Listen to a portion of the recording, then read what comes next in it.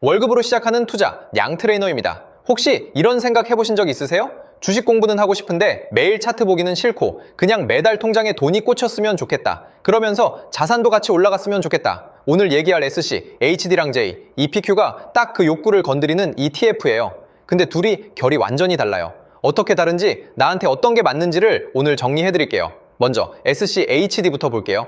슈드라고 불리는 친구예요. 슈드는 미국에서 10년 이상 연속으로 배당을 지급한 기업들 중에서 부채 비율, 자기자본 이익률, 배당 수익률, 배당 성장률 이 네 가지 팩터를 종합평가해서 상위 100개의 종목만 골라 담아요. 그냥 배당 많이 주는 기업이 아니라 재무적으로 탄탄하고 배당을 꾸준히 늘려온 기업들을 추려내는 거예요. 현재 주요 편입 종목을 보면 코카콜라, 펩시코, 유나이티드 헬스, 에브비, 쉐브론 같은 이름들이 들어있어요. 말 그대로 미국을 대표하는 우량 배당 기업들이에요. 슈드의 가장 큰 매력은 배당 성장성이에요. 단순히 지금 배당을 많이 주는 게 아니라 매년 배당금을 올려주는 기업들에 투자하는 구조거든요. 2017년부터 2025년까지 조정 기준으로 연평균 약 11% 수준의 배당 성장이 있었어요. 지금 배당 수익률이 약 3.3%부터 3.5%까지 수준이지만 시간이 지날수록 원금 대비 내가 받는 배당의 비율이 올라가는 거예요. 하락장에서 방어력도 좋아요. 소비자의 헬스케어, 에너지 같은 경기 방어적인 섹터 비중이 높다 보니 시장이 흔들릴 때 상대적으로 덜 빠지는 경향이 있거든요. 근데 단점도 솔직히 얘기해야 해요. 기술주 비중이 낮아요. 슈드는 배당 수익률 요건을 충족하는 기업만 담기 때문에 엔비디아, 마이크로소프트 같은 빅테크가 거의 안 들어가요. 실제로 2025년 S&P 500 수익률이 16%를 넘는 동안 슈드는 1%도 안 되는 성과를 냈어요. 불장에서 소외감을 느낄 수 있는 구조예요. 슈드는 이런 분한테 잘 맞아요. 지금 당장 큰 수익보다 10년, 20년 후에 배당금이 자연스럽게 불어나는 걸 보고 싶은 분, 은퇴 준비를 위해 적립식으로 천천히 쌓아가고 싶은 분, 변동성이 작고 심리적으로 편한 투자를 원하는 분, 이런 분들한테 적합한 구조예요. 이번엔 J, EPQ예요. 대중적으로 JPQ라고 불려요. JP모건에서 운용하는 액티브 ETF예요. JPQ는 나스닥 100에 포함된 기술 성장주들을 기반으로 하면서 동시에 커버드콜이라는 옵션 전략을 사용해요. 커버드콜이 뭔지 모르시는 분들을 위해 쉽게 설명하면 내가 가진 주식으로 콜옵션을 파는 거예요. 건물주로 비유하면 이렇게 생각하면 돼요. 건물을 갖고 있으면서 월세를 받는 거예요. 월세는 꼬박꼬박 들어오는데 건물값이 갑자기 2배로 오르면 그 이익의 일부는 못 가져가는 구조예요. 이 옵션 프리미엄을 받아서 투자자들에게 월배당으로 나눠주는 게 JPQ의 구조예요. 현재 배당 수익률이 약 11% 수준이에요. 2023년 10.4%, 2024년 9.5%, 2025년 10.3%로 안정적으로 10% 안팎을 유지해왔어요. 주요 보유 종목은 엔비디아, 애플, 마이크로소프트 같은 기술 대장주들이에요. 매달 배당이 들어와요. 1억을 넣으면 월 약 90만 원 안팎의 현금 흐름이 생기는 구조예요. 근데 이게 전부가 아니에요. JPQ가 슈드 대비 가진 또 다른 강점이 있어요. 배당만 받고 주가는 제자리냐고요? 그건 아니에요. JPQ는 나스닥 기술주 기반이라 주가도 같이 올라요. 실제로 2023년 JPQ 주가는 22% 넘게 상승했어요. 같은 해 슈드는 주가가 거의 0% 수준에서 부진했거든요. 슈드가 빅테크를 거의 담지 못하는 구조인 반면 JPQ는 엔비디아와 애플 같은 기술 성장주를 그대로 들고 가기 때문에 주가 상승도 함께 누릴 수 있어요.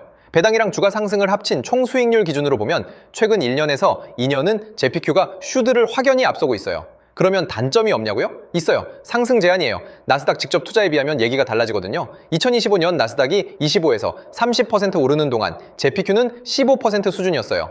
커버드콜로 옵션을 팔아놨으니 그 이상을 다 가져오질 못하는 거예요.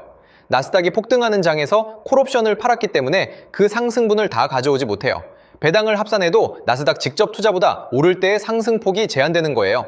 그리고 2022년처럼 금리가 급등하는 하락장에서는 JPQ도 20% 가까이 빠졌어요. 올라갈 때는 나스닥보다 덜 오르고 내려갈 때는 슈드보다 더 빠지는 구간이 있다는 것도 알고 들어가야 해요. 배당도 매달 고정이 아니에요. 시장 상황에 따라 월별로 분배금이 달라져요. 많이 나오는 달도 있고 줄어드는 달도 있어요. 이걸 고정 월급처럼 생각하면 실망하는 순간이 오거든요. JPQ는 이런 분한테 잘 맞아요. 지금 당장 현금 흐름이 필요한 분, 배당을 재투자해서 복리 효과를 빠르게 만들고 싶은 분, 나스닥 성장주는 들고 싶은데 매달 분배금도 받고 싶은 분. 다만 포트폴리오 전체를 JPQ 하나로 채우기보다 20에서 30% 안에서 현금 흐름 보조용으로 넣는 게 더 안정적이에요. 둘 다 들고 가는 분들도 많아요. 슈드로 장기 성장 코어를 쌓고 JPQ로 현금 흐름을 보조하는 구조예요. 각자의 역할이 다르니까요. 세금 얘기도 짚고 가야 해요. 두 ETF 모두 미국 상장 ETF라 배당금을 받을 때 미국에서 15%를 먼저 원천 징수해요. 미국에서 배당금의 15%를 먼저 가져가요. 한국의 배당 소득세 기준은 14%인데 미국이 이미 15%를 뗐으니까 국내에서 추가로 세금이 붙지 않아요. 지방소득세 1.4%를 합쳐 15.4%라는 숫자를 들어보셨을 텐데 이게 한국 기준 세금을 전부 합산한 숫자예요.